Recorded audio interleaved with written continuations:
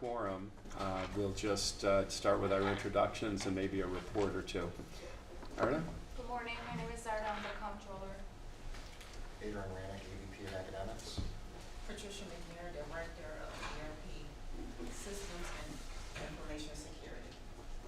Eric Newlands, the Vice President of Colleen, you visit there, your risk assessor. Adam Patterson, Dean of Liberal Arts and Sciences. Angelica Morrison, VP of Marketing Communications. James Blackwell, Vice President of Administration. Jeff Stone, Board Chair.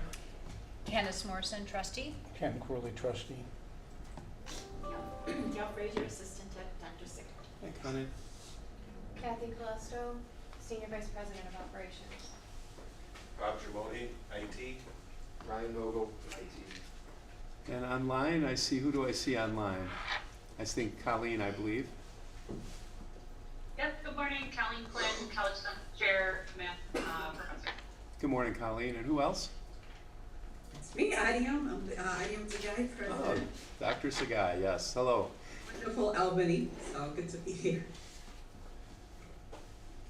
And the other gentleman there, please, in the conference room, do I see? Hello, my name is Aaron Flanagan. My religious name is Omar, and I'm a student at ECC in the ASAP program. Good morning. Good morning, good morning, good evening, and good night. It's nice to meet you all. Thank you. What I will do is, again, wait till we have our quorum to get officially going. General outlook on this meeting is that our agenda is on the light side. We'll be meeting again in 3 weeks, November 21st. So we'll have an opportunity to be together again soon, but I expect this meeting to go relatively quickly, and I do not expect to have an executive session today. I'll start with my report, and then Colleen, if we can move. Jeff, I'm sorry. Do you want to start with our students? We have our students. Oh yeah, sure. Do we have a presentation? Go ahead. Yes, we do. Yes, we do. And we want to make sure we continue that with our students' focus. So this morning, I want to thank our students. I know there may be some in the conference room, but our student virtually from the city campus. This morning, we would like to present our ASAP program. ASAP program is an Advanced Success in Associate Path that was a SUNY transfer fund through our chancellor. This program aligns with our mission with student engagement, really focusing on how do we do this comprehensively. Currently, we have about 150 students who are enrolled in the program, fully funded, both including daycare for our students and other support assistance. But I will have Dean Perry talk a little bit about what the program is. Patterson, rather. I apologize. Not a problem. I didn't think I would make that mistake. All the way from Albany. There you go. So ASAP is a program that's been initiated by SUNY, ACE at 4 years, ASAP at community colleges. The point of it is to help persistence, retention, and completion. So we are also partnering with College Complete America, and the point of it is just to really help our students through small funding opportunities such as transportation, books, as well as individualized attention. So one of the things that was identified at SUNY was the fact that from a student side, we're looking at it more as a large cohort, and instead we're trying to get more individualized and more personalized. So one of the things that ASAP does is that we find students that are that mid-range that need a little bit of help on the financial end, and then also give them the opportunity to meet one-on-one to develop those relationships with our partners and with our advisors and with our people at the college itself. So with that, I'd like to turn it over to our director, Christina Nessie, and she brought 2 students with us. We also have another student at City to sort of talk about the program itself. Good morning, I'm Christina Nessie. I'm the project director for the ASAP program. It's been a great opportunity for our students to be able to get a personalized advisement with case management. I've had the great opportunity of meeting with 150 students here on campus that are involved in our program, both here at North and at City Campus downtown. We have done a lot of great things together. I've gotten to know them, what their strengths are, what their weaknesses are, and what their academic history has been, so that we can go forward and support the goals that they have, whether they have those clear goals or if they're not quite sure what they want to do. We talk about that based on their experiences and their interests. And we just sort of go on the flow together. So I'm here to support them for the next 2 years here at ASAP.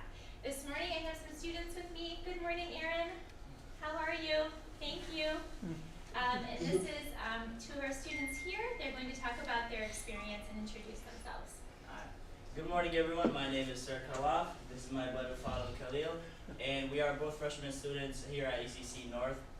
And we're here on behalf of ASAP. So at first I was kind of skeptical about ASAP. I didn't really know what it's about. It's my first time coming to college. But when they eventually told me about it, I was kind of skeptical. But now that I've joined it, I find out that it actually helped me with a lot of stuff that I didn't think it would help me out with. It's one of those things where you don't think you're gonna need it a lot until like you kind of put your hands on it. Then you really notice like the impact of how it helps you out throughout your semester and your goals and stuff. It helps you out with a lot of stuff like advisement, financial stuff. But my personal favorite is the personal monthly meetups that I do with Miss Anesi here, and she helps me out a lot. Basically, when I came into college, all I knew is that I wanted to be a dental hygienist, but I didn't really know how I was going to get there or what classes I should take particularly, and that's where Miss Anesi came in and helped us out a lot and just made the road ahead for us so much clearer, you know? Because it's one thing to come to college, and it's another to actually come to college and have a view of where you're going to be in the next couple of years, right? And I know this is a fact because I know there's so many other students that are also were in our shoes where they knew they wanted to do something, they knew that they had to come to college for it, but they didn't actually know the step-by-step basis to get there. And I think that's where ASAP helped me out the most. And so far I don't regret joining it, and I like it so much. I think I found a student ambassador. Yeah. Good job. Yes. Hi, Erin. How are you? Would you like to say a few words about ASAP at City Campus? Sure, ASAP at City Campus helps a lot. I came here planning on doing nursing, phlebotomy, or medical assistant, and when there was times I would email the people there at the facilities and they wouldn't answer, Miss Anesi here would help me. She'd help me make my schedule. She'd tell me where to go if I needed summer classes or to go to a different university for a certain prereq. So yeah, she helped me very much. And for your question, I'm very well. I hope you're doing the same. Great. So thank you for having us this morning. Yeah. Thank you for sitting with us. Yeah. Appreciate that. Thank you. Nadia would like. Yeah, thank you so much. I think one of the things that I want to highlight, we started ASAP at the college in spring of this year, and what we saw, we had 50 students who we started with, and we had 2 students who had to drop out for health reason, but you could see the retention and persistence semester to semester is in the high 80s. So it shows that this type of support for our students, and this is obviously a pilot study that SUNY in general is implementing at community colleges as well as the 4-year colleges. But it's really that model that we want to emulate in terms of student engagement model. This is one of the ways that we know that our students need our support. Even our students who come to our college who have, a path that they want to go into health science or maybe advanced manufacturing, this is a way to do this. So we purposely focus on general study because we know that a lot of our students come into general studies really not always knowing which path to go to. So this program allows for that. But I also want to highlight the other services that ASAP provide by way of making sure that our students get the support, whether it be a daycare or transportation or textbooks, or even just to have someone to connect with them to talk. The last thing I want to say about ASAP is that it does create a cohort.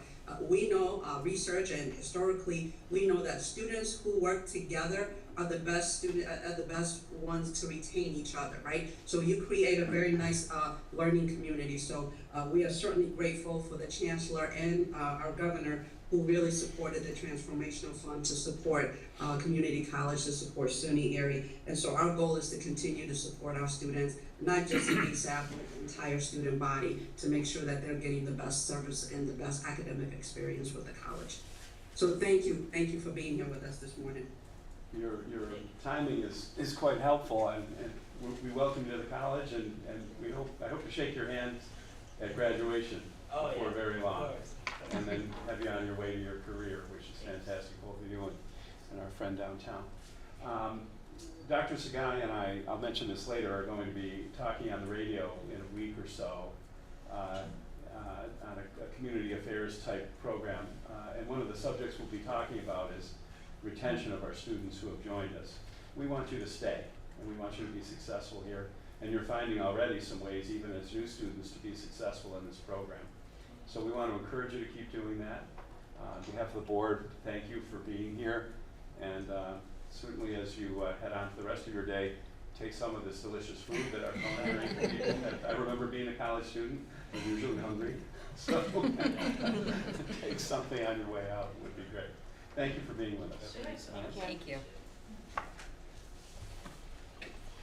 Any other questions? All set? All right. Good, thank you. Thank you. Bye now. If I may ask Carrie to take the roll, our secretary, please. Melody Baker, it's my understanding she had emergency, so she's excused. Ken Crewley? Here. Len Lenahan? Here. Amanda Lau? Here. Candace Morrison? Here. Carrie Phillips here. Jeffrey Stone? Here. And Cameron Lloyd is not present. He's not online, is he? No. All right, with 6 trustees present, we have a quorum, so I'll declare the formal part of our meeting open at 9:11 a.m. And we are called to order. First order of business is to ask for the approval of the minutes from our most recent Board of Trustees meeting on September 26th. I believe all of us were here for that.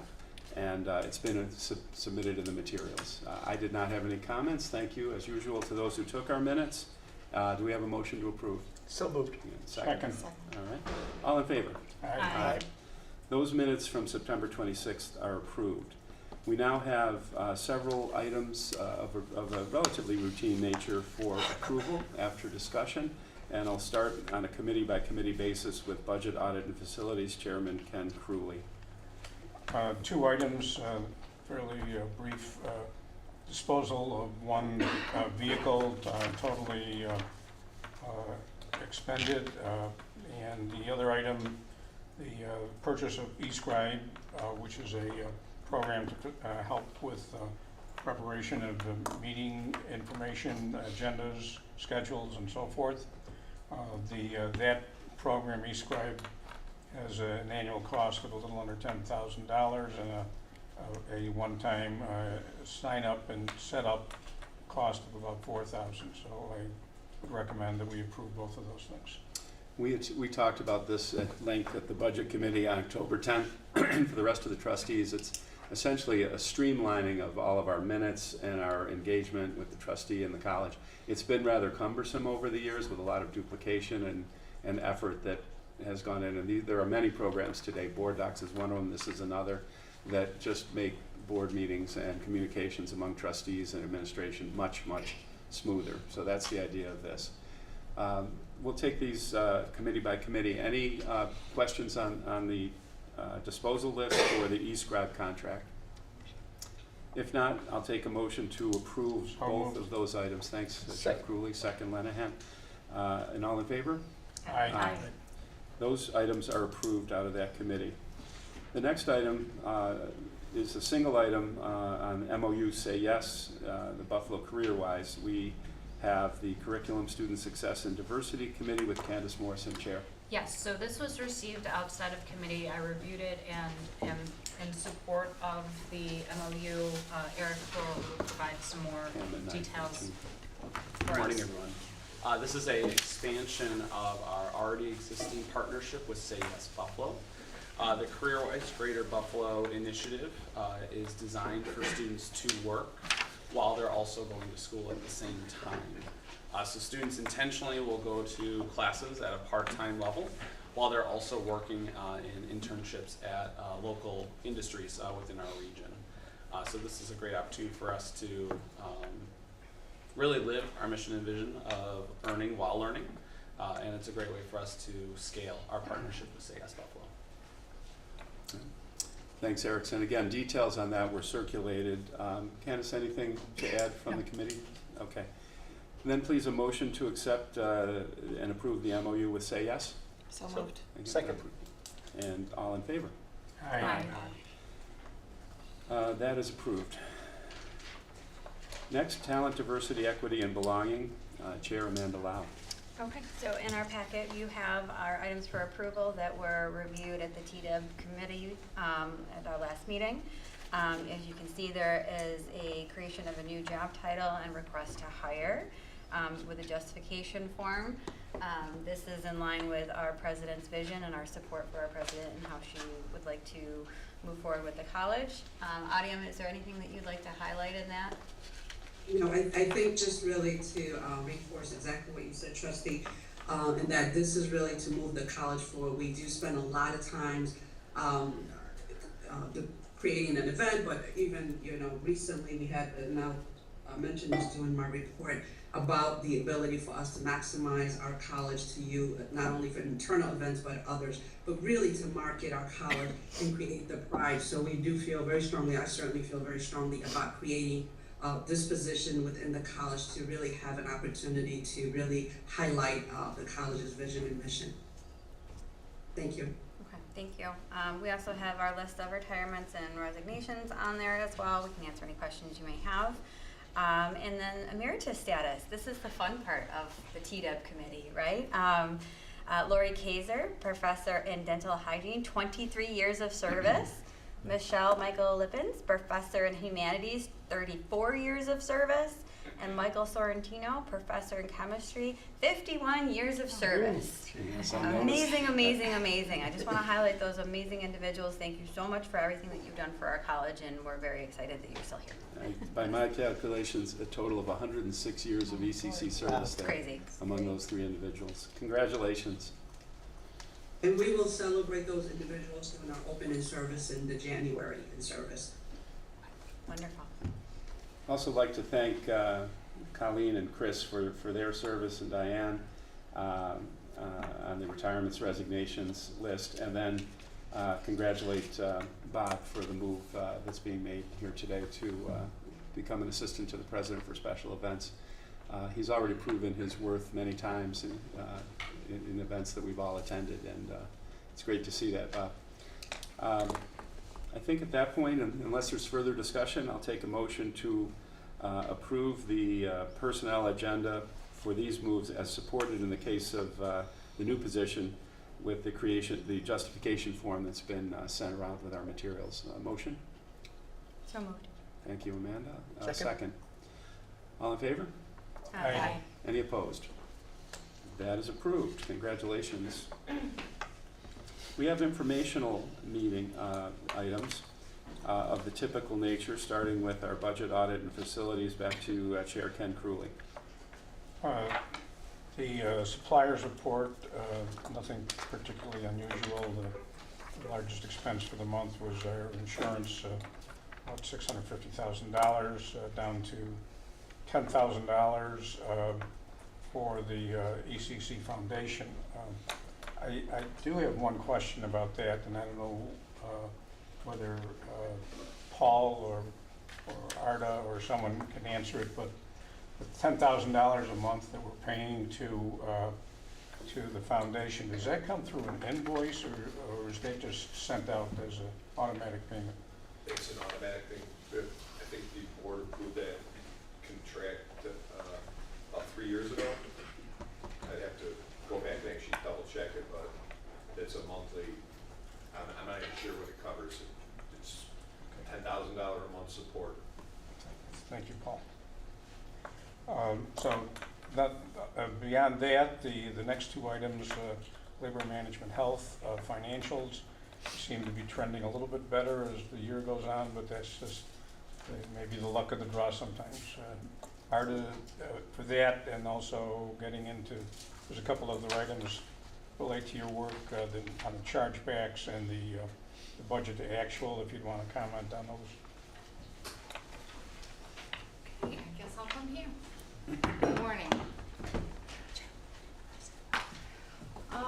As far as the LMHF, I know we've seen a year where our overall performance has been on a negative each fiscal year. Health and dental claims are, they could vary, and it's based on usage. We've seen a lot of usage in 23, 24. I was actually looking at the financial dashboard, and as preliminary at 8/31, our overall health benefit, overall employee benefits, which is inclusive of health and dental, ERS, DRS, make up about 50% of total salaries. So that's a huge jump. And it could vary from year to year. Again, health and dental has a huge impact on it. As you all know, also with the health claims, we are switching effective January of 2025 from Blue Cross Blue Shield, also known as Highmark, to Univera. There will also be a 6.25 increase for all of our workers. This includes for all active and retirees.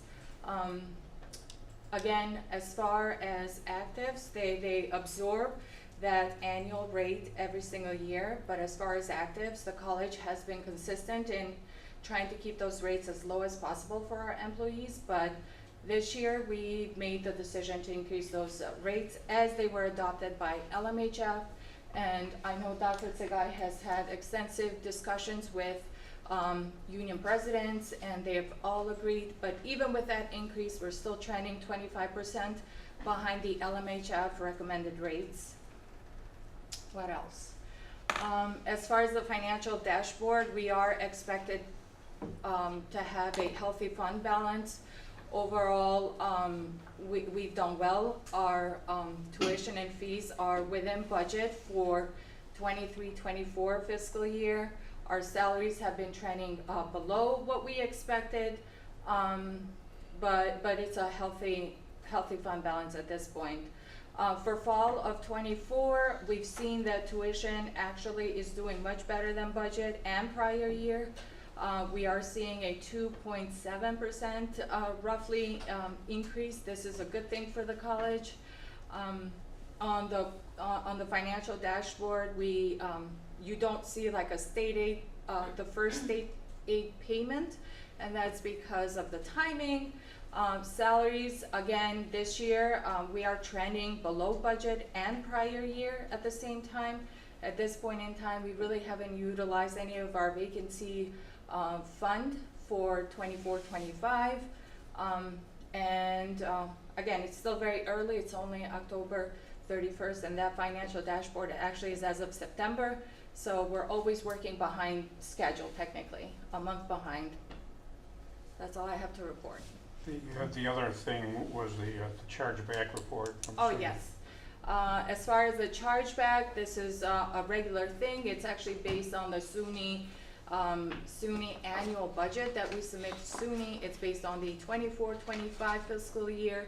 Those rates are technically determined based on the actual budget. So SUNY has this thorough calculation where it takes total operating expenses and it deducts all the tuition revenue from students and fees, the state aid portion, and technically it just considers what is the local portion that our sponsors contribute, as well as how much of our fund balance we contribute to balance the budget. They take the total local share and divide that by the budgeted FTEs to get what the rate for Erie Community College is going to be.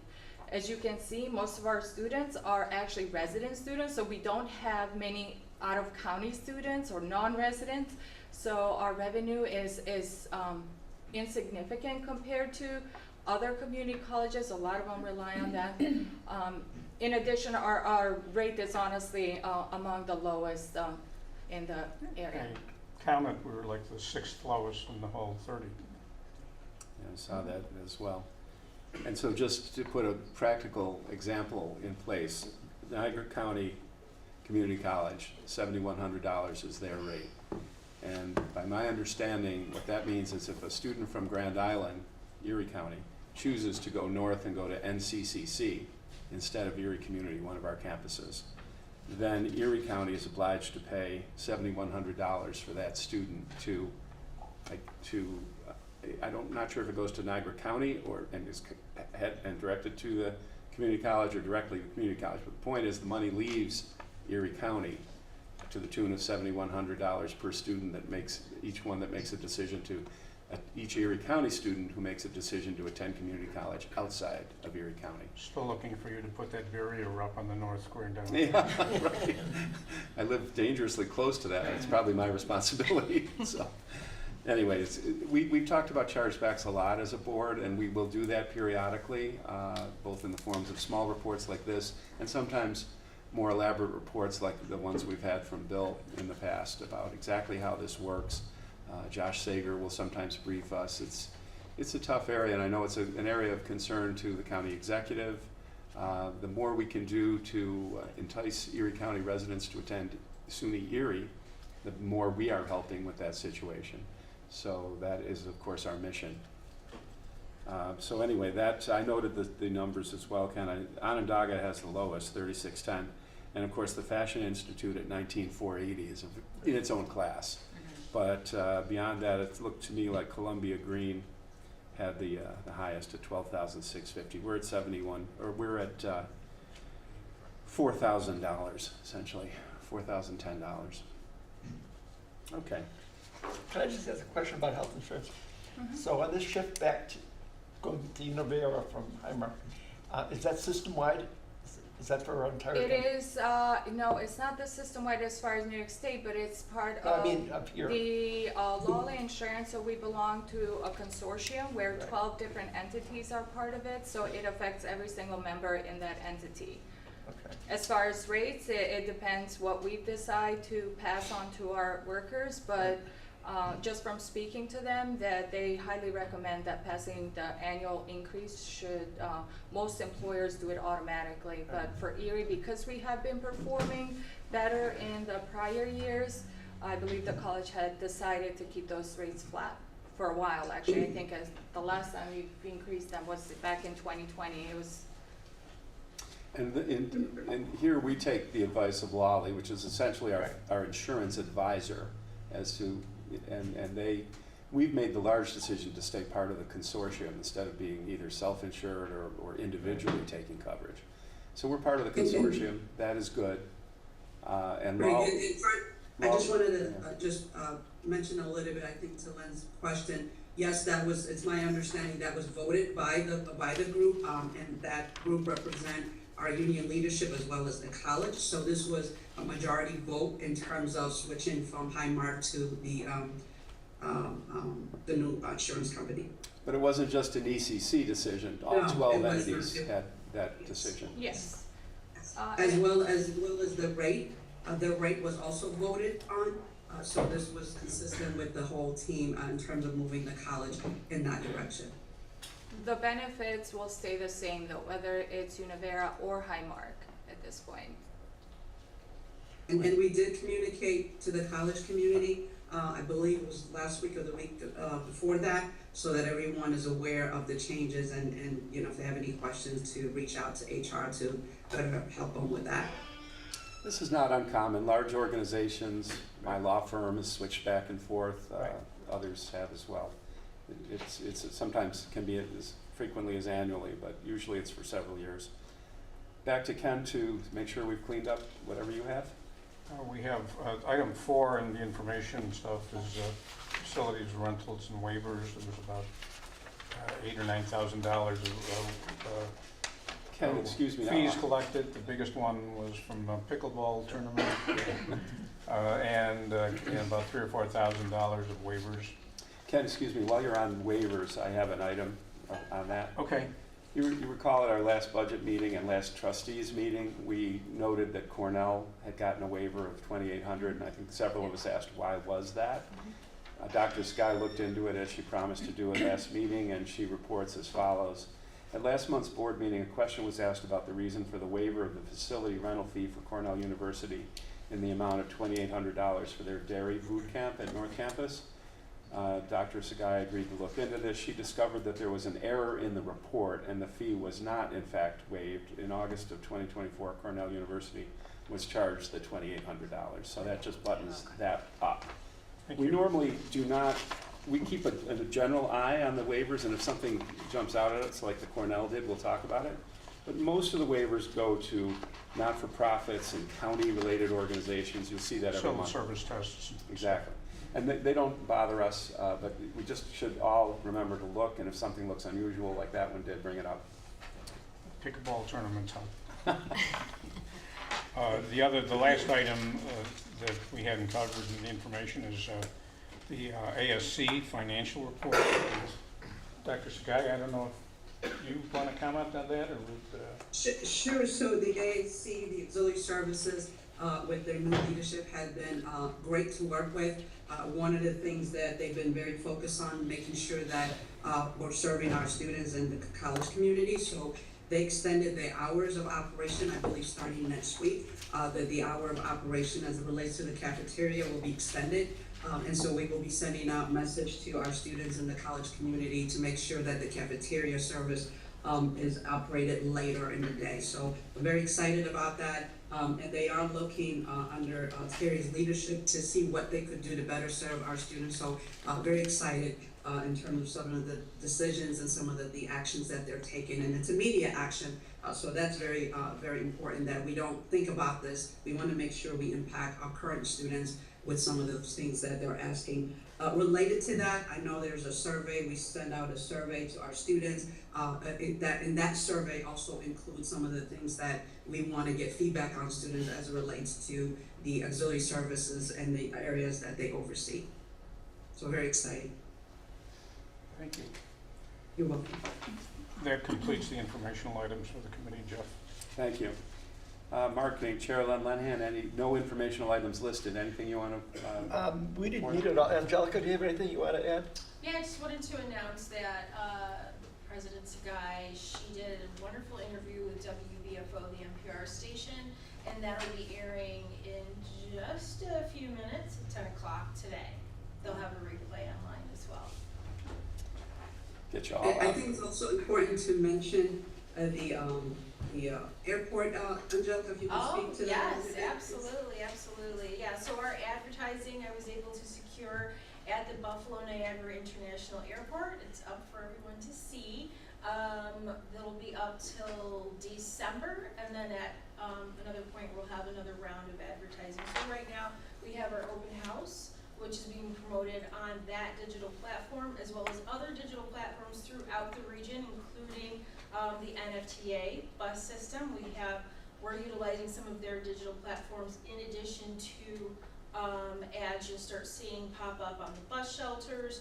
And then as we get into next school year, we're going to attempt to allocate more funding so we can put more ads on the actual buses. We're gonna get some big ones in there. In addition to that, let's see, we of course had that press conference. It was a joint effort with Buffalo State University for the ASAP program, and we're also in the planning stages for another press conference for the 2+2 program with the university at Buffalo. That's going to be scheduled for later in November before Thanksgiving. And that is about it. Also, feel free to peruse our social media pages. We were able to post a short video that features lots of students and some staff members and faculty members who've shared why SUNY Erie is their school of choice. And that's all I got. Strong, thank you. Absolutely. All set, Len? All set. Okay. Melody is not here, so we don't have a policy and governance report this month. Again, we'll be meeting in 3 weeks, and there are a few things, irons in the fire there, that we will be hearing about. Strategic planning and assessment, I attended your most recent meeting, Carrie, so you want to mention? Yeah, we met on October 15th. we had a discussion about our strategic plan going forward. As a reminder, we had been operating off of a 2-year bridge plan that went into action, I want to say, about a year ago now. At the time when we were creating the plan, we were still undergoing the presidential search, so we had some discussion about how it makes sense to use that as our foundation going forward, as Audium was the creator of that plan and has been utilizing the plan, collecting data that's been used to evaluate effectiveness in various of the pillars. So that being said, I think we were all in agreement that using the bridge plan for our foundation for the next strategic plan going forward made a lot of sense. So that's what we'll be doing over the next few months, creating the next plan. Did you want to say anything else about that, Audium? Absolutely. I think just to add, really using the 4 foundational principles that are also aligned to the SUNY Chancellor's pillar. So now we have enough data. We are going to collect more data to really see what do we need to do to revise our strategic plan to be a little bit more focused and more intentional to really address those things so that we can have the outcome. But we do have some data, and we'll collect more data. We'll have the entire college community as well as external partners to be involved in this process to make sure that we really are working. Now, I just want to remind all of us, part of what we did with the strategic plan is that it's a living document. So that allows us to be really flexible and be responsive to outcomes that are not necessarily positive, or those outcomes that are positive, to do more of those type of activities to make sure that we really are data driven, but more importantly outcome driven, to make sure that our students are being successful at our college. Okay, so I think we decided we'll continue meeting every other month, so we should have our next meeting in December. We'll get the date out when we have that settled. All right, thanks, Carrie. And the minutes there are from August, but we've had a meeting in October as well that we will see next meeting. Talent, diversity, equity, and belonging informational items. Amanda? So there we have our August meetings. We did meet about 2 weeks ago, but the sum and substance of that meeting was essentially everything that we voted on today. So Right, okay. nothing to report. Very good. And then technology, I know Patricia's here today. Carrie, we may be hearing from Patricia on our platform and developments. Yes, that's correct. We met on the 15th for technology, and we mostly discussed updates surrounding Workday, and I'll let Patricia. Good morning, everyone. Good morning. It's a pleasure to be here. It's welcome. So the first item I'd like to go over is, just going to navigate back, is the Workday optimization activities that took place in June 23rd through October 24th with a number of departments and our internal ITS team, and also with Huron.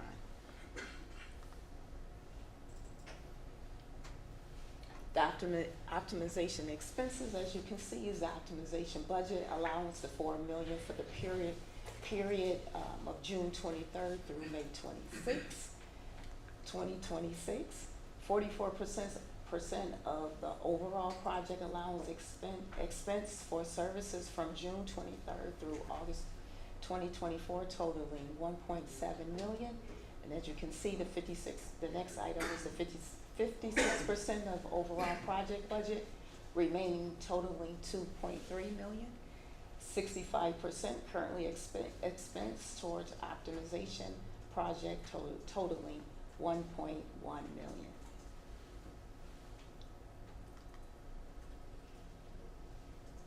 The optimization initiative status, and just to add some additional context to this, the optimization project was mainly focused on items that was brought to the ITS attention regarding issues that was found in Workday or some enhancements requests. And as you can see, out of 149 health check items that was collected from the different departments, 60% total completion, which is awesome. Total Closed and completed cases, as you can see, is 89. Closed cases with Huron. The SUNY Erie internal team addressed internally a total of 21 items out of that complete list that was brought to the ITS attention.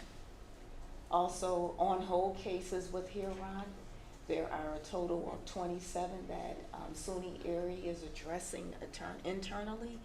The SUNY Erie team, which is the ITS team, we have been upskilled and able to resolve a number of the issues within the Workday system. So that is very exciting to see that. Patricia, just to clarify, here by health, we mean health of the system, not any human health or student health. So health check, there's health checks that you can run in Workday to check against the performance of the system.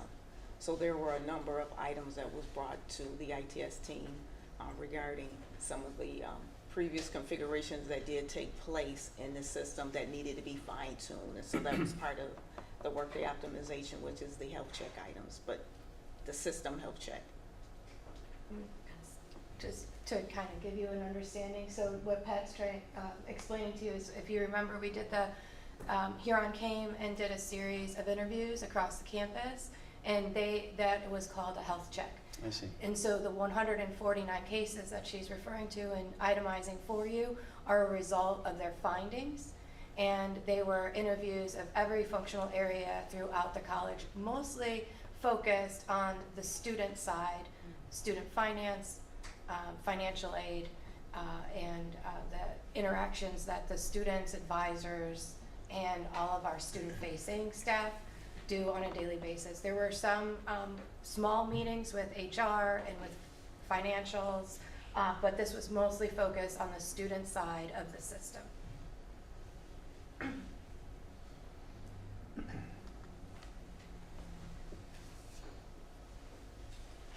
Optimization successes, we always excited to hear about that. So there are some accomplishments that did take place from all of the different initiatives. The new academic advising model is in place, currently live in the Workday system. As you can see, a new advising model was developed for SUNY Erie with assistance with Huron, working closely with the advising department, faculty, and staff. There were training that did take place to introduce the new changes that's in Workday. Advisors were introduced to understanding the academic progress, understanding the overrides in Workday, and also changing students' majors. There was also job aids that was created to assist faculty and staff along the way as they assist students throughout their time here at SUNY Erie. And that on-site training included 3 days in July, where we had over 120 faculty attend. And then we did a 3-day sequence in August around registration, where Huron came on-site, worked hand in glove with all of our advisors that were on site, and then also gave presentations at our professional development day that week. Additional accomplishments consist of the financial aid verification flag process review. The financial aid area, we're doing a lot of manual work, and with assistance with Huron, we're able to implement Workday enhancements to alleviate the number of manual work that was the financial aid department had to do. So that has been a win for financial aid.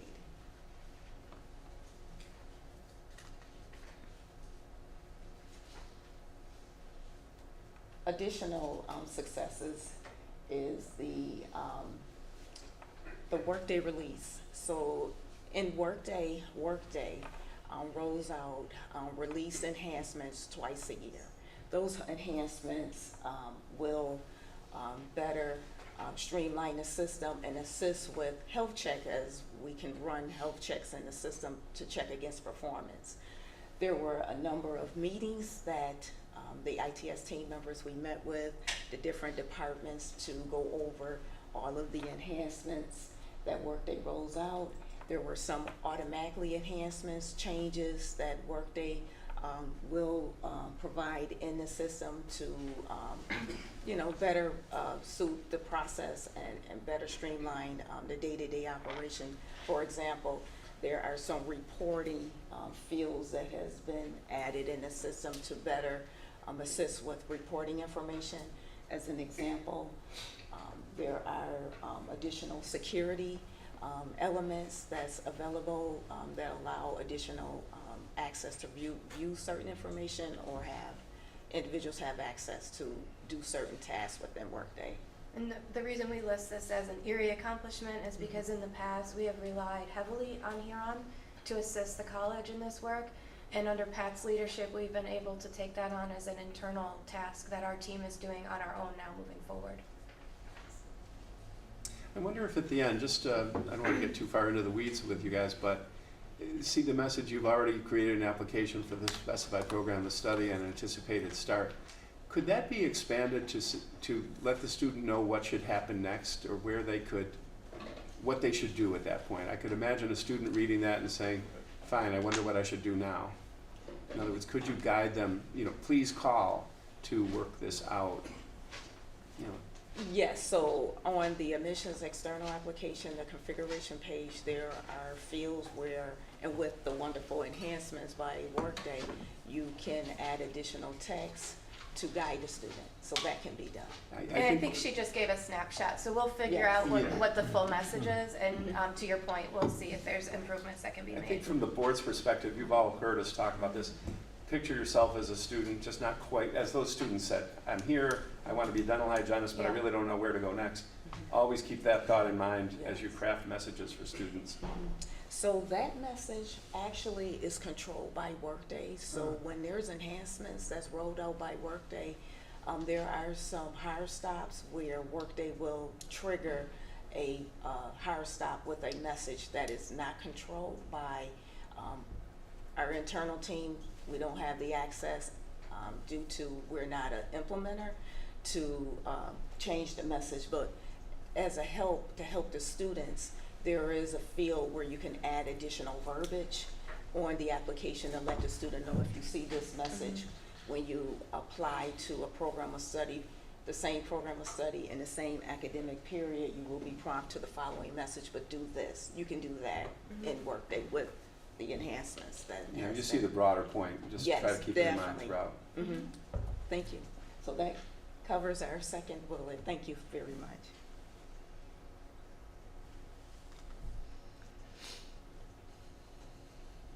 Current ongoing projects, application groupings by program of study and campus. The ITS team, we are currently in the process of submitting a brainstorm to Workday to get other individuals to vote up. So there's brainstorms you can submit in Workday when there are certain enhancements, that's requests that you would like enhanced in the system that may not have already been delivered.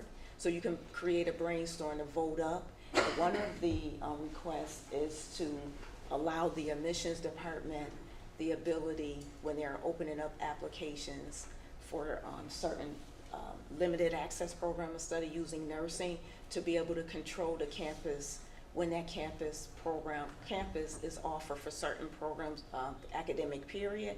Currently at this time, there was a workaround that was currently developed to let the student know, like you had mentioned about if they come across like an error validation message, a hire stop.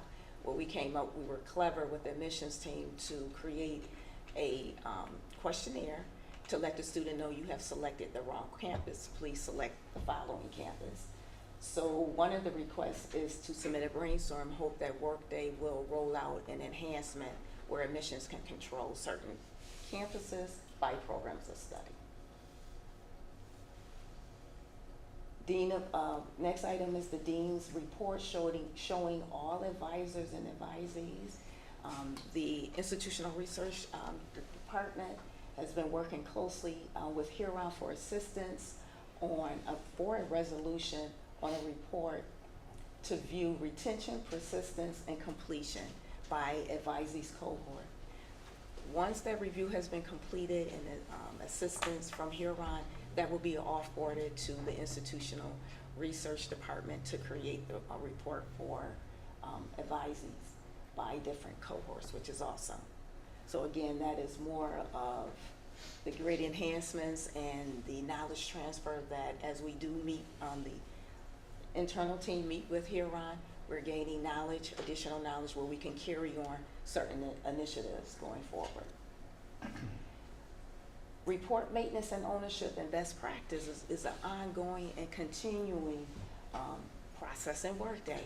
Workday rolls out different enhancements again twice a year, and that also consists of report fields that's on a report that based on customer feedback or Workday development team may find that this field needs to be revised and there's a new one that has been developed and created. So what the internal team currently have to do is go through, and there's a phases of additional cleanup where we're replacing the fields that Workday mark as do not use with the current revised field for better performance in the system as far as reporting.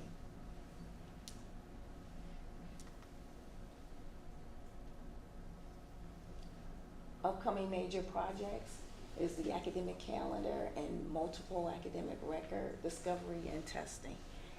This item will affect all of the departments where there's going to be rounds of meeting with Huron to resolve the multiple college calendar issues in the future. So I just wanted to point that out. So there's going to be some additional discussion, reviews, and testing. And even all of the, going back to the beginning of the slides, this optimization project is a huge project, time commitment. It requires meeting with different departments, getting additional information to find out what is the issue. And we were finding with the enhancements that a number of those items that was collected as part of the health check item on the spreadsheet was resolved based on the Workday enhancements. So just to follow up on everything that Pat said, we're a year and a half into the 3-year project. We've spent, I believe, can you go back to the first slide? Mm-hmm. The team under Pat's leadership has done an awful lot of work to ensure that we are being, the second one, yeah, thank you, being really thoughtful about the work that is happening, the way in which we engage our partners at Huron, and the way in which we are upskilling our staff so that we become as self-sufficient as you can in a system as robust as Workday. So in the future, we expect we will always have consultants on staff, but probably not with the type of commitment that they have with us at this time. So I just wanted to highlight that we have only spent 44% of our budget in a year and a half, and we've completed 60% of the optimization tasks. And that is really due in part to Pat's great leadership of the team, really working with all of the functional areas across the college to ensure that we are making the most of the money that we allocated for this project. But also it has a lot to do with the fact that each area has engaged with her and the team that she has set up to allow this to be as successful as it is. There are still pain points that we are working through. We have another year and a half of projects that we know we need to do on the student side. And one of the things that we have evaluated as next steps is to do kind of our own mini health check to ensure that all the fixes that we've put in place are operating as intended, and itemize projects that need to go forward in the future that our local team will take care of. We appreciate this. I think if I may add to that, I think part of the plan was also to invest in our own staffing. So we did invest in bringing I believe 3 individuals within ITS to really help us and maintain this, because part of what we want to ensure is that not only take care of all those problems that we were facing 2 years ago, but it's really how do we continue to optimize Workday, but using our own staff and being able to manage that differently. So we did invest and bringing, new individuals, to be able to help us with the new technology and, be self-sufficient with this project. Yeah, to Dr. Sagai's point, Pat has a team of currently 3 people herself. Yes. Teresa Golan, who focuses on financial aid, and then she has Ryan, who is a new hire. And then in the IR team, we hired 2 report writers who are a shared resource between IT and IR in the future. And then we were interviewing just yesterday for another position in the team. But for her and that team to have accomplished what they have over the last year and a half is really to be commended. We'd like to thank and congratulate everyone involved on how this is progressing. This was a big decision by the board a year and a half ago, or almost 2 years now, to stay with Workday and to empower the group here to move it forward, work out the kinks, work out the bugs, and get this thing to be the robust system that it can be, that we see. Kathy, you've been involved with the board in day one since that. Thank you. Pat, thank you for what you're doing on the ground and coordinating closely with Kathy and Dr. Sagai. I'd like to give a little shout out to Colleen too, because in a situation like you've been describing, there's a lot of input that you're seeking across the campus. And by Colleen, I also want to mention our staff members, but certainly our faculty, I'm sure, have been in innumerable meetings where questions are asked, bugs are identified, input is given, and so forth. So I'm not sure I'll be able to personally convey that through YouTube, Colleen, but at the next Senate meeting, I hope you can convey to everyone the appreciation of the board for engaging with this Workday process and getting us into a system that will help all of us.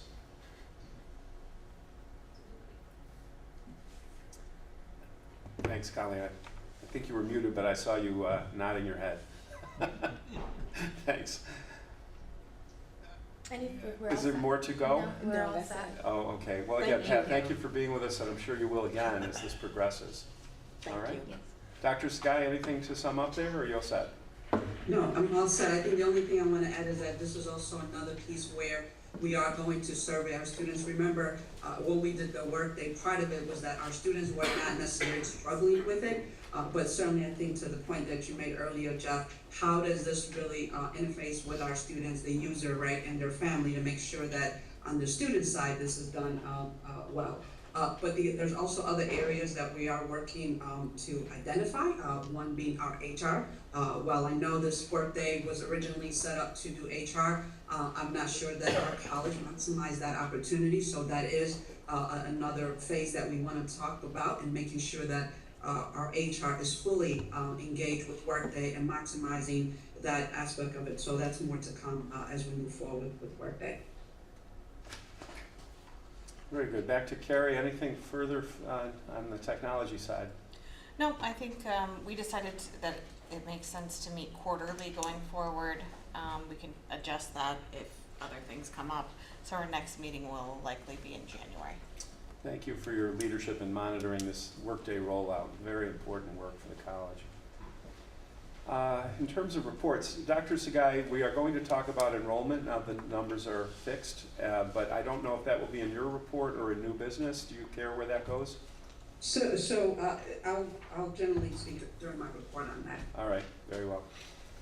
As far as my report, quickly, every month you hear me talk about weekly calls with Dr. Sagai, the monthly RAF building meetings, the community engagement and involvement, all of that continues apace. On October 10th, there was the budget meeting that I participated in. Just as a reminder, the actual committees that I am involved with are budget and strategic planning.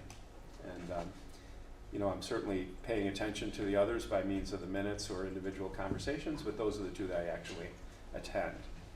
On October 15th, I had the Carrie's strategic planning meeting. There were a couple of interesting community events. One I want to mention in particular, at the United Way, they brought a group of people together to basically have their high donors in one room at the art gallery. And the honoree was Mary Wilson, Ralph Wilson's widow. And I'm not sure how many of you are aware of exactly what the Wilson Foundation is doing throughout Western New York, but it is worth paying attention to. There's an enormous amount of engagement from that foundation, great fund distribution in Western New York, And I was glad to have an opportunity to speak with Mrs. Wilson. She's just the most gracious person.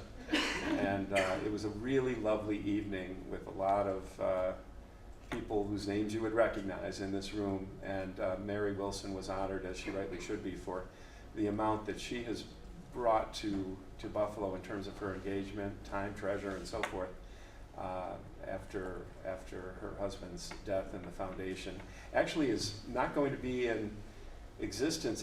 As I recall, things will be basically winding up by 2026, but if you've driven down the 190, I asked Mrs. Wilson about the stadium, and she said, well, the stadium is terrific, and she's, of course, the biggest Bills fan ever. She said, in her opinion, this was interesting, the Ralph Wilson's most lasting legacy and the foundations in Western New York will not be the Bills or the stadium, but rather that front part, that LaSalle Park. Centennial Park. Yes, is that Glen Centennial Park they're calling? So I think we could all up our degree of awareness of Centennial Park, what exactly is happening over there. We see the construction, and just wanted to report that for the good of the order. It was a lovely, lovely evening. Just for the record, the last football game this year for our ECC Cats will be noon on Saturday at Williamsville South. I actually plan to attend that, and I'm looking forward to it, to cheer the lads on. And Dr. Sagai, thank you for helping me coordinate on that. On October 16th, Dr. Sagai and I met with Mark Gollin and Jenna Bickler from the foundation. Mark is the chair of the board, Jenna is the executive director. And the idea was to try to create a framework for mutual engagement going forward for the benefit of the college, and take a look at how we would best use this meeting that we have annually among our directors, our trustees, and the foundation's trustees. You may remember last year they came and spent some time with us at a meeting, but we didn't have much engagement, and it was a big public forum. So what we decided after some discussion was that we'd like to have a social event among the trustees on both boards, and that's scheduled for December 4th. And Gail will be engaging with each trustee here to see if you're available, to encourage your attendance. I would encourage your attendance. I think it's important that on a personal level we get to know the other foundation trustees and Mark and Jenna even better than we do. Many of us do know them already. Ken is on their board, and there are discussions ongoing. So the December 4th, I think, is an important event, and I'm glad that we had that meeting. Thank you, Dr. Sagai, for facilitating that. Absolutely. I went to the New York State School Boards Association in New York City meeting, and saw a lot of people who touch on our ECC world, people like David O'Rourke, who was on our search committee, and Chair Ziri Tu Boses, a lot of secondary schools were there. And I listened to a report from Betty Rosa, who is the New York State Education Department Commissioner. And there's nothing that I'm bringing back to you specifically from that report, other than there's a whole lot of people at SED engaged, trying to figure out how to deal with post-COVID learning loss, how to make it somewhat easier on we who are at the higher education level to get students who are better prepared, who have overcome that learning loss, and so forth. So that was an interesting talk, and there's quite a lot of focus and engagement at SED on those questions. Dr. Sagai and I will be meeting with, some of you may be familiar with or remember a very good judge, former retired Justice Penny Wolfgang. For the lawyers on the board and those in the political world, it's a name everyone knows. Penny served on the Supreme Court for quite a number of years, and very well. She has retired, but she is in no way inactive. She is at every event. She is wildly energetic and engaged, and one of her pet projects is to have a radio show on WBEN. If you get up early and sit between 6 and 7 or 6 and 7:30, Penny Wolfgang does a radio show, and she has a series of guests, and it's just a bunch of community, what's happening in the community, interesting community figures and whatnot. So Dr. Sagai are actually going in, and I, on Wednesday, the day after Election Day, to meet with Penny and her group and be on the radio, I think probably on the coming Saturday, so a week from this coming Saturday, roughly November 10th. So get up early, and you'll hear Dr. Sagai and I talking about Erie Community College to the community.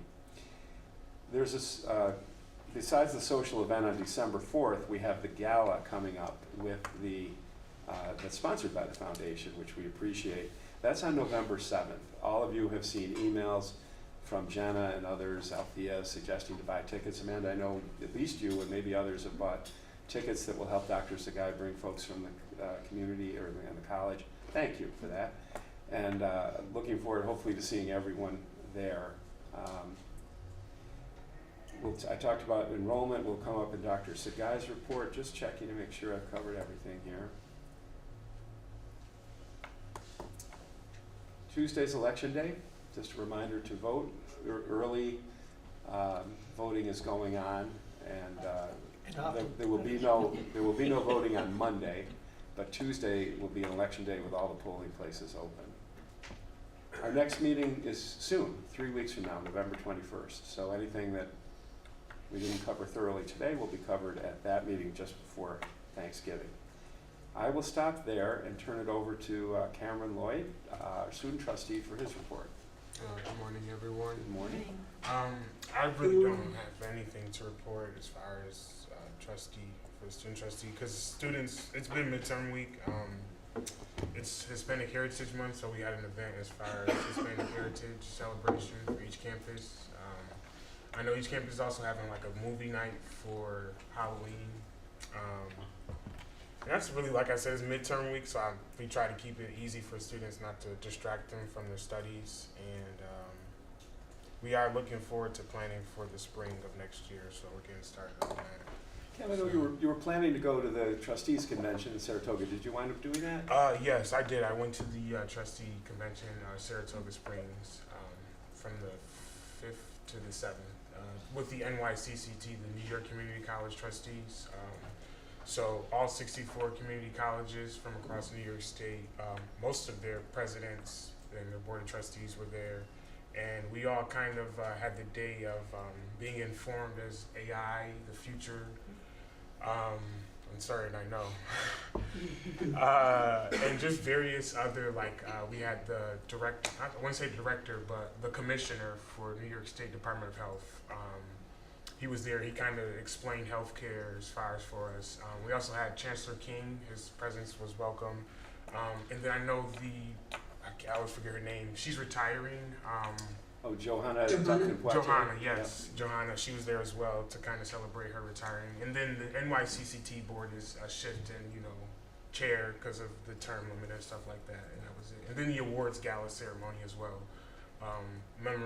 Commemorating, a lot of trustees and stuff like that. So that's about it. And then I guess I went to Seattle, which is the ACCT. So that's nationally. So that takes over all 500 community colleges nationally. There's more. And put us all in one place. And there's different sessions as far as that. Actually was intrigued because I found a program. I don't know if the college is familiar with, but there's a program called SNAP Employment and Training, basically where the college gets reimbursed 50% on students who are enrolled that are on SNAP. So if they're in the college full-time and they're in a program, whatever program that college is funding, you would get 50% of that money back as grants, and it's unrestricted, so you can use that money in any program. As far as whatever, and I thought it was just really great because I'm like, free to sound like free money for Mm-hmm. So, but yeah, other than that, it was really good. Yeah. Thanks for covering those events. Of course. Yeah, on that SNAP thing, if you would mind after the meeting talking. I should have brought it. I do have the details. Just for it. make sure Arda gets those and make sure if we are in line for any money that we can get it. Yeah. No problem. All set, Cam? Yep. I'll set that as if Thank our you. report. Yes. Coming to you, Colleen, please, for the College Senate report.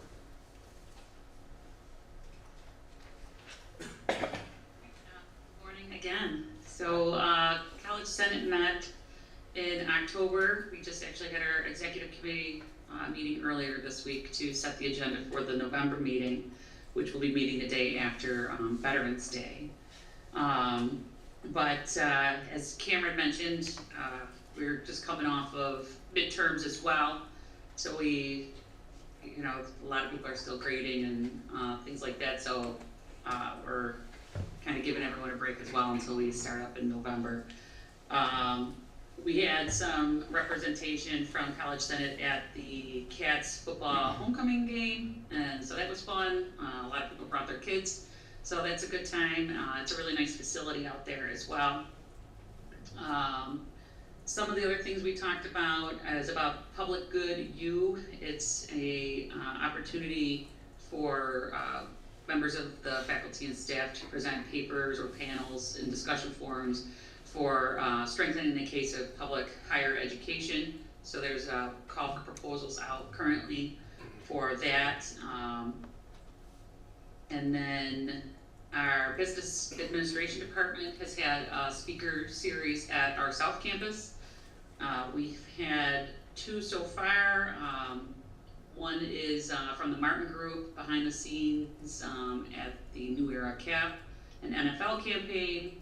We had West Herc also came and actually left us life-size Deion Dawkins, Josh Allen,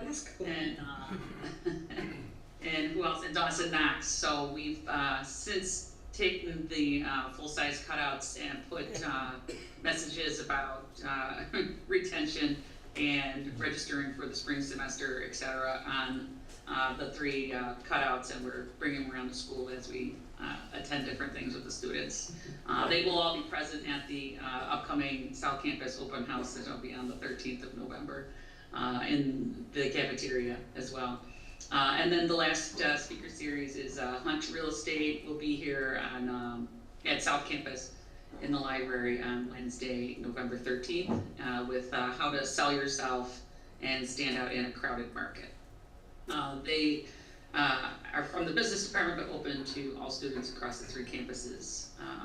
So that was a really unique opportunity that our business admin brought to our students. We had discussions about our South Campus and how South Campus is open for business, that we're still part of the one college approach, that students, regardless of where their majors are, they can take courses at the South Campus. So we're constantly trying to make sure we're getting that message out with different things that are in the news, and making sure everyone in the college is on the same page with that, especially as many of our faculty and staff are out in the high schools for advanced studies, working with our local high schools. And then, let's see, what else did we do? Our Academic Standards Committee reported on how they are working on the revision of the Student Code of Conduct. We're also working on the Adjudication Board policies for academic disputes. So revisions will be looked at next week, and then also will come to the November College Senate. If there's any changes to any potential policies, then they will be sent up to the Board Policy Committee to then eventually come to the board. We had some discussion about the Teagle Grant, which is upcoming. It's geared towards faculty that teach in general education to develop overarching questions to link disciplines and see a continuity in their education over program. We have a half-day retreat coming up in November on the 21st. Dr. Sabrina Kane is heading that up for us. And then we also entertained a resolution for mental health services at the college. We're following an initiative from the Faculty Council of Community Colleges as well as Chancellor King. And that is something that we are working on with our Erie Connects team and our Deans of Students and counseling staff. And that should be coming back to the Senate floor in December. And other than that, we should have actually quite a robust meeting for our November Senate. We had the Faculty Council of Community Colleges plenary was 2 weeks ago, and they've sent us 3 different resolutions that we're going to look at and potentially endorse, and a few other items as well. And so next College Senate will be on Tuesday the 12th, which is also our open house week. Thanks, Golly. Yeah, you mentioned South a couple times. I know you're active there, and this is a question for you and maybe for Dr. Sagai as well. But it's been a little while since we've heard, as a board, how things are going with the Buffalo Bills in terms of with the construction now being in full swing. And I have gone out of my way to reassure the community that it was not, the Buffalo Bills in some way kicking us out of our campus. Instead, we moved south, or are moving south, for reasons that we have. So that being set aside for the moment, how is it going in terms of the actual experience on Southwestern Boulevard at the moment with the construction? Are we still okay, or are there any issues that need to be addressed? Maybe I'll ask Colleen first as a faculty member. Sure. So with the construction, it's fine. It's easy in, easy out. Parking and everything, getting around the campus is fine. It's not distracting at all. I haven't found for myself or for students. Everyone can get around perfectly fine. There was an article in the Business First that had come out that Dr. Sky and I had talked about via email. Just that was concerning with faculty and staff and students at the South Campus because some news outlets picked it up, but of course it was a sensational headline. All the information that was in the article wasn't included, and the article itself was behind a paywall, so not many people read the entire article as well. So of course there was lots of concern and rumors that South Campus was closing. So the President's office did send out an email to faculty and staff with telling everyone that we are in fact open for business. But I think as a college we need to still be out in the community making sure that that is known as well. Yeah, that's a fair point. I saw that article, the board was aware of it. It really wasn't, there was no new news in that article beyond what we had already reported in August. It just happened to be a compilation with an odd headline that sort of created an impression that something was happening sooner than it actually is on Southwestern Boulevard. So valid point, and good job by Dr. Sagai putting out a clarification or more facts so that people could understand without going behind the paywall wall what exactly was going on. Dr. Sagai, what's your view of operations at South? Certainly I agree with Colleen. I think part is to continue to make sure that we are consistent with serving our students at South, at the other two campuses, including our extension site. So really being diligent about that, making sure that our students have both the support they need on the instruction as well as in the student services side. As it related to that article, though, I do agree with Colleen. There were a lot of sort of noise in terms of the process, right? It is a process, and I did have an opportunity at the interview with the WBFO to clarify that. That is really the first point of conversation I had with the radio station, and I know you and I, Jeff, will also reinforce that again. Is that there's a process. We have a lease. We are waiting for State Ed to prove that at least we have been getting some corresponding from State Ed in regards to our lease in a positive manner, just to clarify.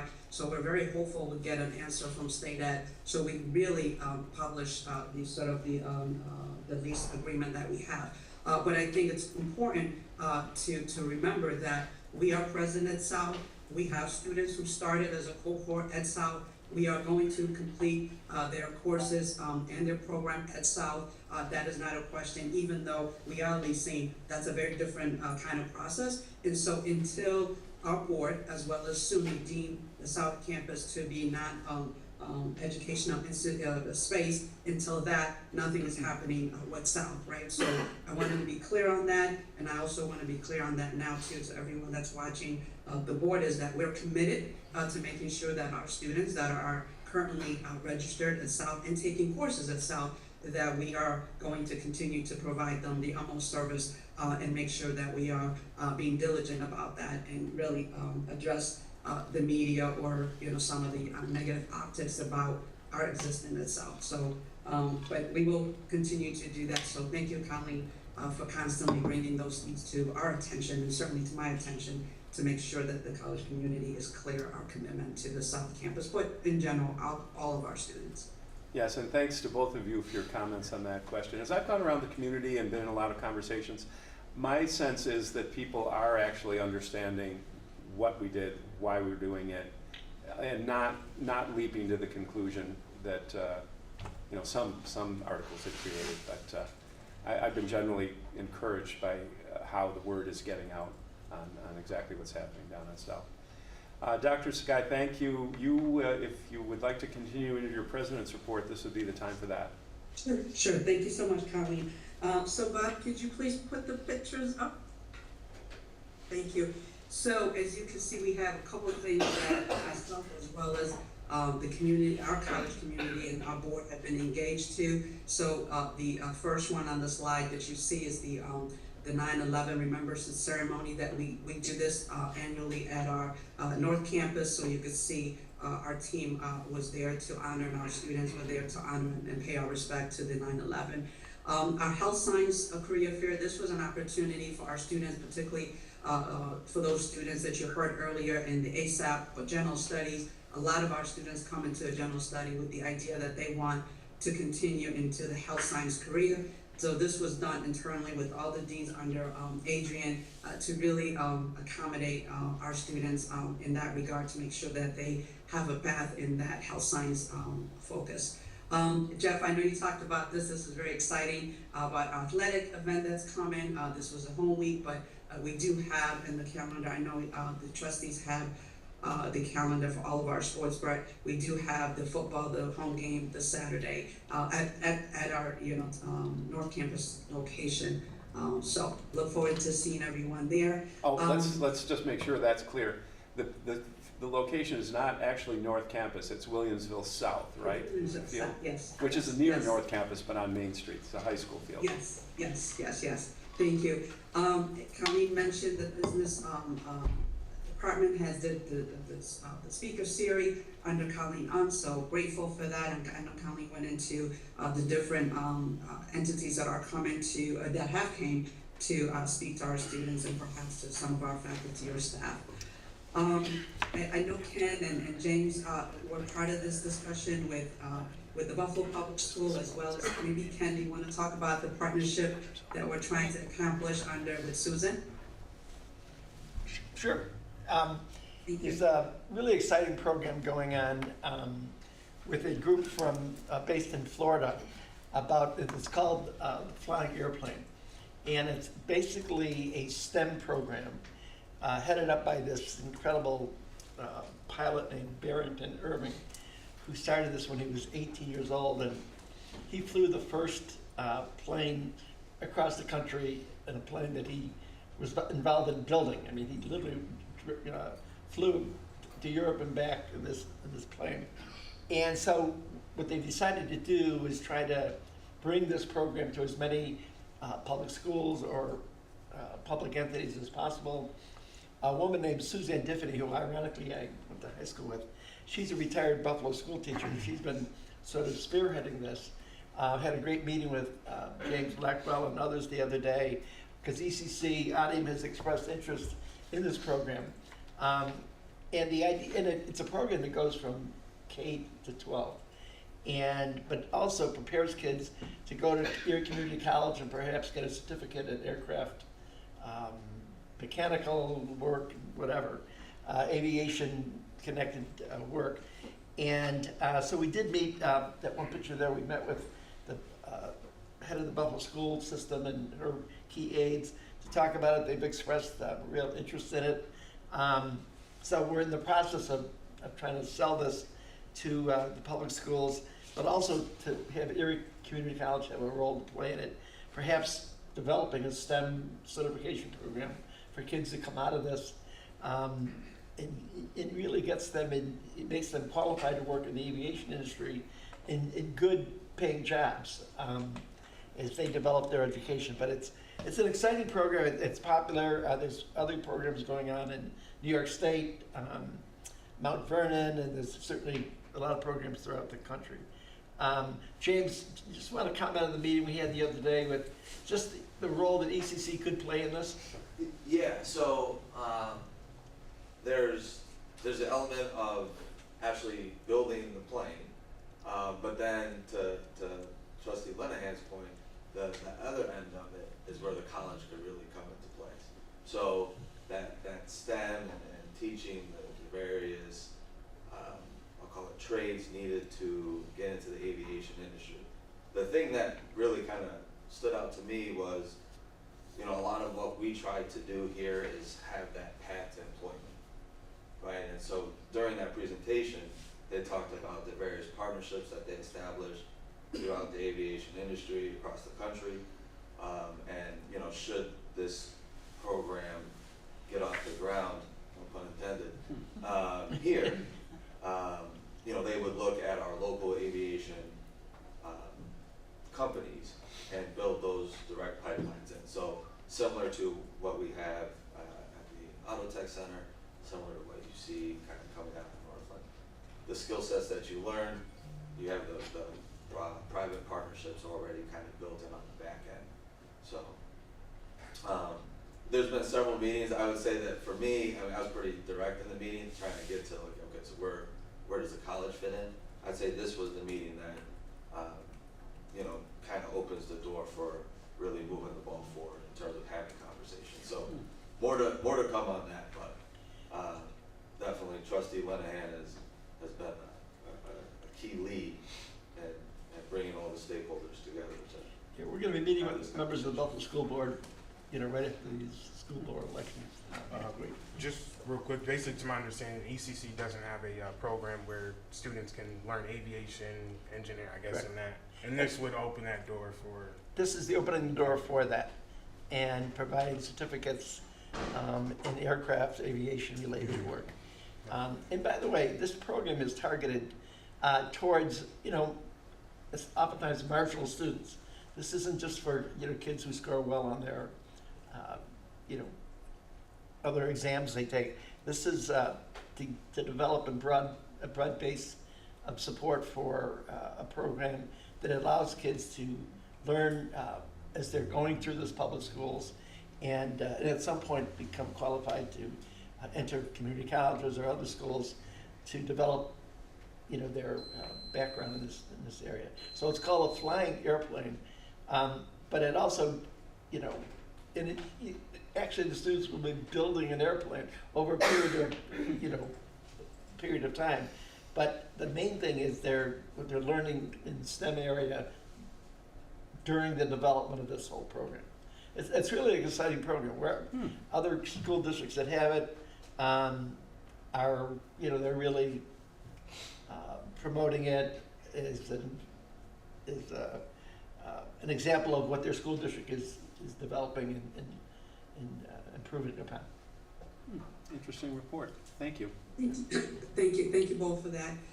Just to continue on the Equal Opportunity Center tour with the Chancellor, there was a grand opening in terms of their advanced manufacturing certificate that they're working on. Historically, the college had some partnership with EOC. We are revisiting that to really create a pipeline of those students who attend EOC.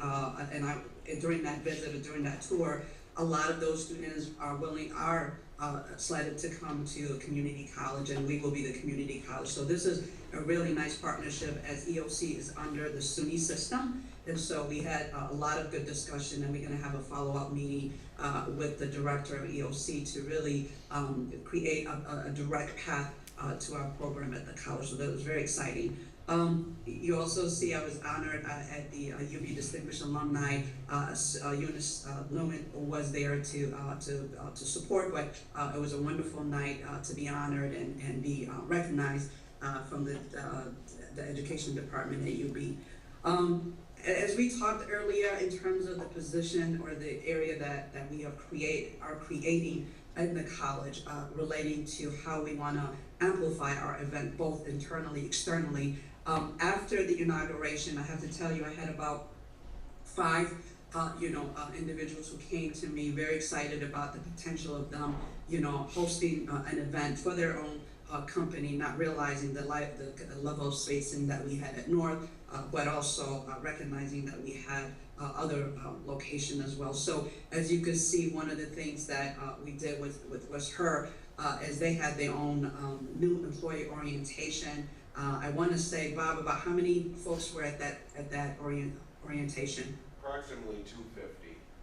So about 250, and it was my honor to be there, and the orientation lasted about 2 hours or so.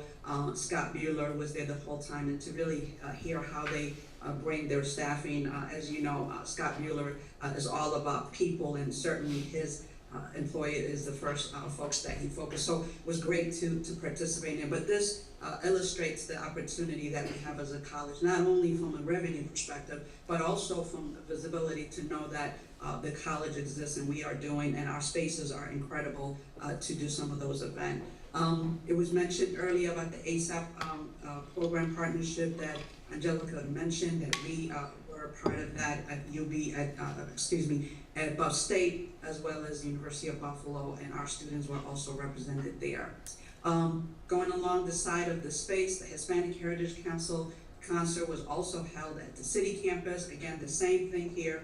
People didn't realize that we have an incredible space, and so we had a great night there with wonderful music under Cass Rodriguez. So that was wonderful.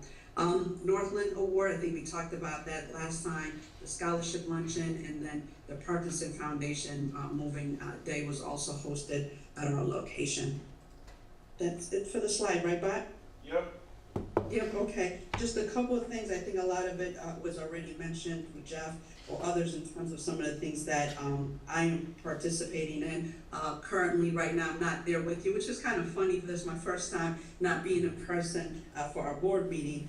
But I've been here with the community colleges as they were celebrating Johanna's retirement, as well as we have a community college association that we talk about in terms of some concerns that community colleges have.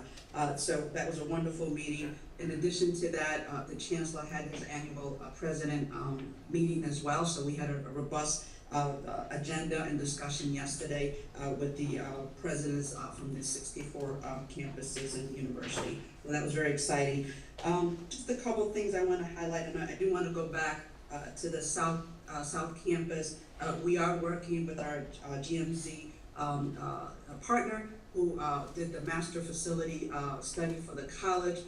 And so we have reached out to them. They will be helping us to facilitate the discussion and conversation we want to have in regards to our new location, our new lease location with our college community, our faculty and staff, and our students. And so we are really finalizing the dates and times that we want to host this. We are going to do it sooner than later, so I'm just waiting for a couple of confirmation from them so that we could host the event. Again, this is contingent on state ed approval, but we do want to make sure that the college community is engaged in that process, so we will be sending out communications soon on that.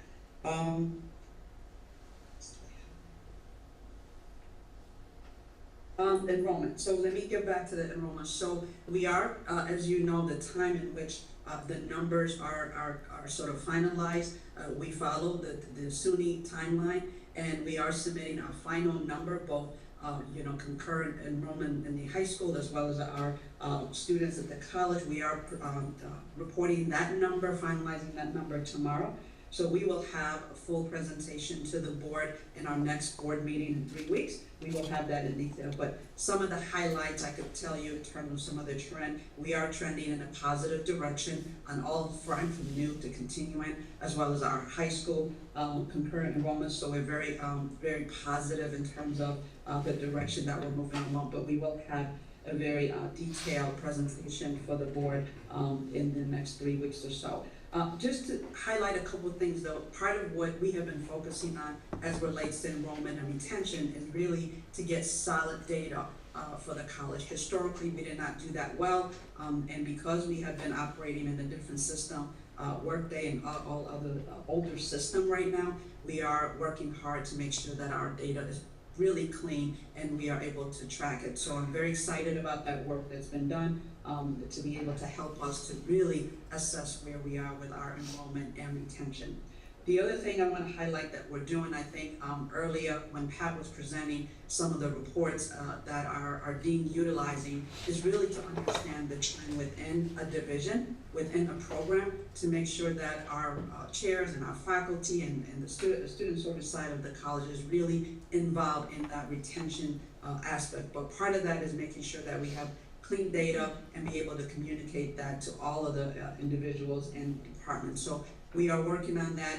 We had our academic deans under Adrienne do a projected retention goal for this semester leading into the spring semester. So we're working on that. So again, we'll present all of that comprehensively in our next meeting with the board. I'm good. All right. Thank you for that.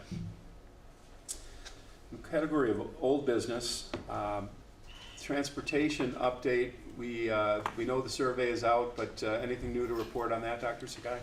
No, I think the survey, we were very deliberate about the questioning with the survey, so we should get that shortly. I think it's 2 weeks, Kathy, that we're opening the survey till?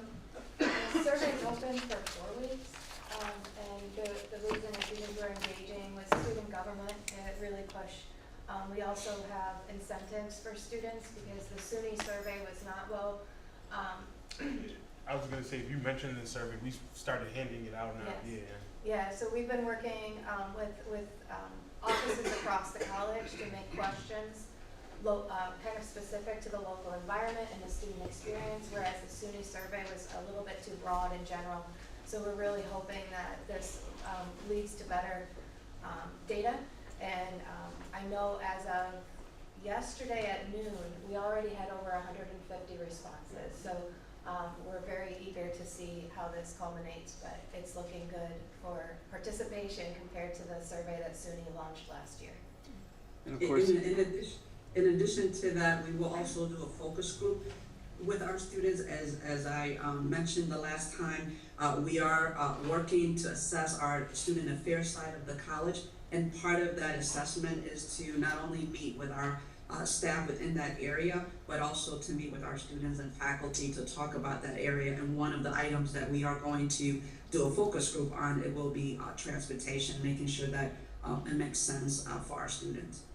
of course, the idea here is to, bear in mind that we have contracts with Cedar Bus for shuttle. We have NFTA contract for general transportation. Are the contracts that we're in making sense for our students economically and really almost more importantly, just are they getting from place to place in a way that lets them not have a barrier or minimize their barriers when it comes to transportation? Well, I could say the Cedar Bus is probably an issue. Well, NFTA is fine, but Cedar Bus definitely could be looked at as far as, times to get. Well, I think, Kim, you can help us by encouraging students to to fill out the survey and attend the focus group. 100%. Yeah. And Dr. Sagai can fill you in on when that focus group will be, because this is something that we do all care about, and we'd really like to make this more streamlined. Jeff, do we know how long we're locked into the contract? There's a contract that comes up, Arda, in May of 2025. It might be the Cedar Bus, as I recall reading in our materials. That one seems to be the one that... I was gonna, sorry to cut you. Also, I don't know how often too we revise our contracts and policies for the college, but I've also recommended that we should look at our contracts, if not every year, every 2 years, and revise them if they're not. They do come up fairly frequently. The NFTA, I think in my time on the board, I've had 2 blessings of that. It's not like a 5 or 10 year contract type thing. But Arda and Dr. Sky, if that's part of the information the board needs, like when do we come up again with Cedar Bus? When do we come up again with NFTA? And we want to make sure that our internal discussions and our decision making is taken care of before that, so that we know how to negotiate those contracts or examine alternative approaches. I was just going to say that. Are we able to get information about alternatives? This is part of the process. Right now we're gathering information, but college officials will need to look at the landscape of transportation and see what we could do. The idea that from the board's perspective, move our students from place to place among our 3 campuses and their homes, and in a way that reduces or hopefully eliminates transportation as a barrier to their success. So Cedar expires in May of 2025 and NFTA expires in May of 2026. Okay. So definitely something to look forward to. Yeah. And we probably have more, the smaller contract is Cedar Bus, and we have more ability to shape that situation than we do probably NFTA. But this is all to be determined. Okay? All right. Any further old business? Any new business that has not yet been brought up? We do not have any reason for an executive session today. So with that, I will mention that our next month's meeting, as I have said, is November 21st, 9 a.m. at North Campus, and take a motion for adjournment. So moved. Second. Second. All in favor? Aye. And any opposed? The meeting's adjourned at 10:39.